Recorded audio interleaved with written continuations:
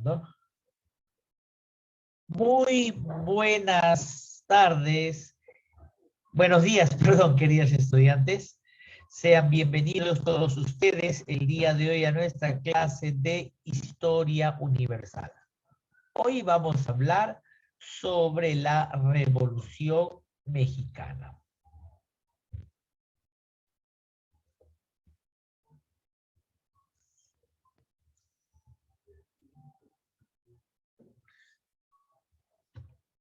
La Revolución Mexicana.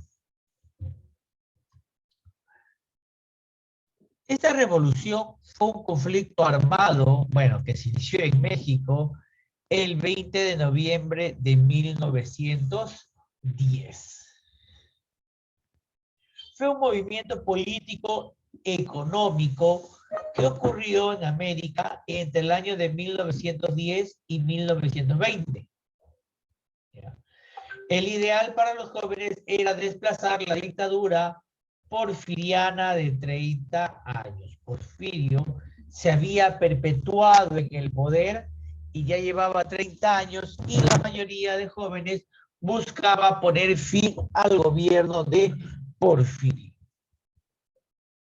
Los obreros soñaban con una legislación que les ofreciera un mínimo de protección en contra del abuso de la oligarquía. Aunque esta revolución no tuvo bien definida una ideología, ¿correcto? Pero fue de todas maneras trascendental, poniéndole a la par como la Revolución Francesa o la Revolución Rusa, porque sirvió de pauta para la liberación de muchos pueblos en el resto del continente.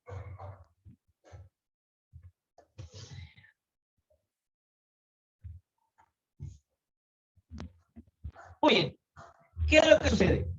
En 1821 consigue México su independencia. La cuestión de las tierras estaba presente en los conflictos de la sociedad mexicana. Ya a mitad del siglo XIX, los indígenas habían sido expropiados de su tierra y no fueron incorporados como ciudadanos. Aquí nuevamente vemos cómo los indígenas o las clases sin privilegios, sus terrenos, sus territorios son expropiados, no son considerados ciudadanos y por consiguiente no tienen ningún tipo de derecho fundamental. En 1876 ocurre el derrocamiento del gobierno liberal de Sebastián Tejada. Este levantamiento fue hecho por Porfirio Díaz. Porfirio Díaz reforzó la propiedad agraria y los campesinos fueron despojados de sus tierras. La pequeña propiedad fue prácticamente eliminada.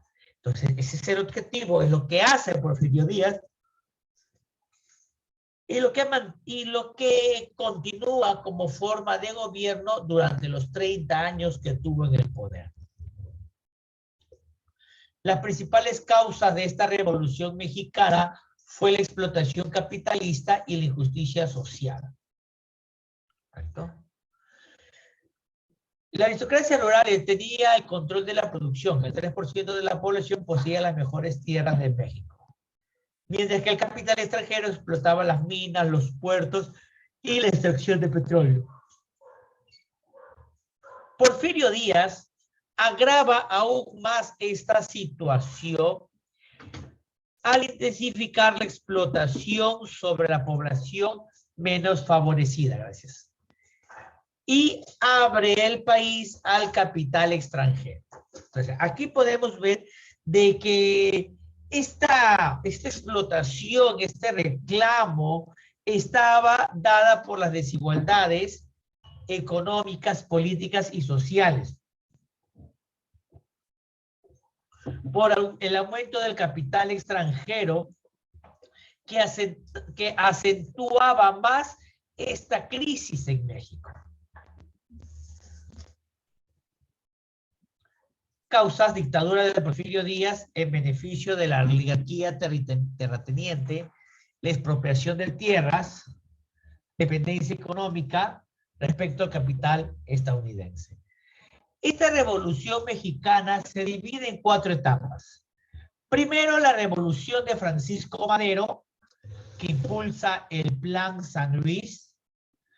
Después, el gobierno de Madero, durante el gobierno ya de Madero, destaca Emiliano Zapata, que impulsa un programa o una reforma agraria denominada el Plan Ayala.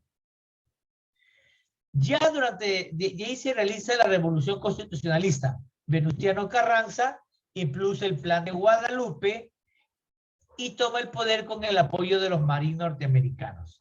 Y después hay una lucha entre caudillos. Carranza contra Villa y Zapata. Se promulga la Constitución de Querétaro, que es el principal aporte cultural de la revolución. Muy bien.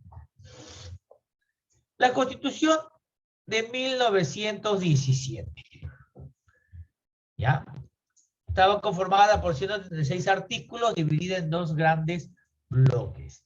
Esta Constitución establece los principios fundamentales sobre el cual se edifica política y administrativamente los Estados Unidos mexicanos. Ese es su nombre oficial. Estados Unidos mexicanos. Establecen un sistema federal, la separación de poderes, la declaración de derechos y la soberanía popular. Esta Constitución sufre varias reformas, ¿no? El primer lunes del mes de febrero conmemoran y celebran la promulgación de esta Constitución. ¿Cuáles son los logros principales de esta Revolución Mexicana? En primer lugar, más de la mitad de la población rural pertenecía a los ejidos, que eran aldeas, y poseían la mitad de la totalidad de las tierras cultivables. Se establecen grandes triunfos sociales. Por ejemplo, se logra el descanso dominical en 1915, una jornada de 8 horas laborales, se reconoce el derecho a la huelga y se fijaron las nuevas relaciones de trabajo. Quedan prohibidas las labores insalubres y labores peligrosas para las mujeres y menores de 16 años. Queda prohibido el trabajo nocturno industrial y los establecimientos comerciales no podían laborar después de las 10 de la noche. ¿Correcto? Otro punto muy importante de esta revolución es la importancia psicológica que ayuda a eliminar el sentido de inferioridad nacional en México. Se dan grandes cambios, comienza una vigorosa conciencia nacional. Eso marca a los mexicanos prerevolucionarios, ¿correcto? Se adquieren valores europeos. Los conservadores querían preservar la actitud de un imperio español, ¿correcto? Se da una nueva conciencia nacional, se desarrolla el arte, los escritores. México comienza con una escena de renacimiento y se da el gran renacimiento, y en ello aparecen figuras como David Alfaro, Diego Rivera, José Clemente, artistas muy importantes de la Ciudad de México, ¿correcto? México logra convertirse después de esta revolución en una de las potencias aquí en América después de los Estados Unidos. Muchos sueños de Morelos y de Zapata se hicieron realidad. Entonces México comienza después de esta revolución comienza una nueva etapa, la cual le permite un desarrollo muy importante, ¿no? Entonces, esto es a grandes rasgos la Revolución Mexicana. ¿Alguna pregunta hasta acá?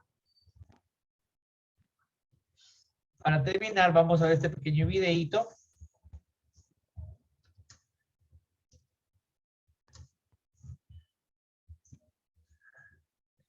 sobre la Revolución de los Méxicos. Ya, a ver, atentos. Vamos a poner... You're on the elevator with these two weirdos. And Tim got in the elevator. Ahorita vamos a ver 12 minutes from now. al Fede Lobo y la Revolución de los Méxicos. Atentos.